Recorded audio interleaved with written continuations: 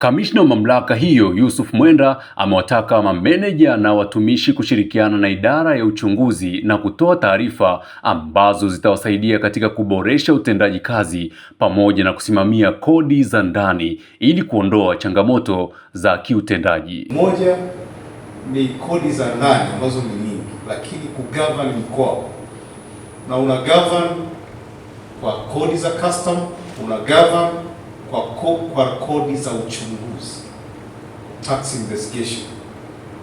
Lazima kuwe na ushirikiano. Lakini la pili ni kuwa na usimamizi.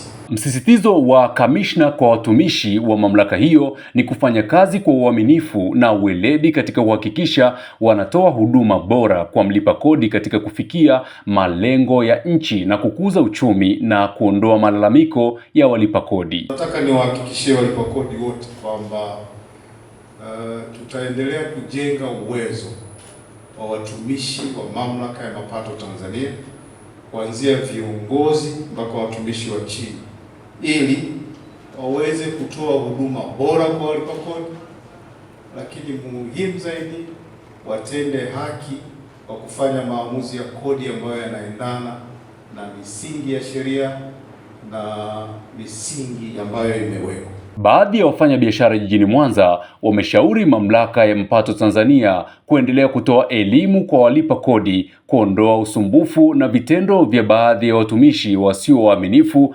Wasipotoa elimu wakawa wanaenda kudai kama kodi kwa kufunga, inakuwa kama wale watu wa chini wanaona kama wanaonewa.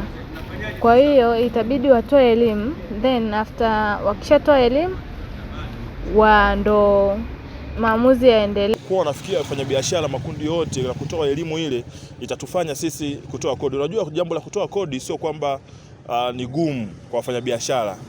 Kikubwa watu wengi cha kwanza ndo hawana elimu. Kikao kazi hicho kilichofanyika jijini Mwanza na kushirikisha mameneja wa mikoa ya kikodi Tanzania kimelenga kujadili namna ya kuboresha utendaji kazi na ukusanyaji wa kodi katika kufikia malengo ya TRA na nchi nzima.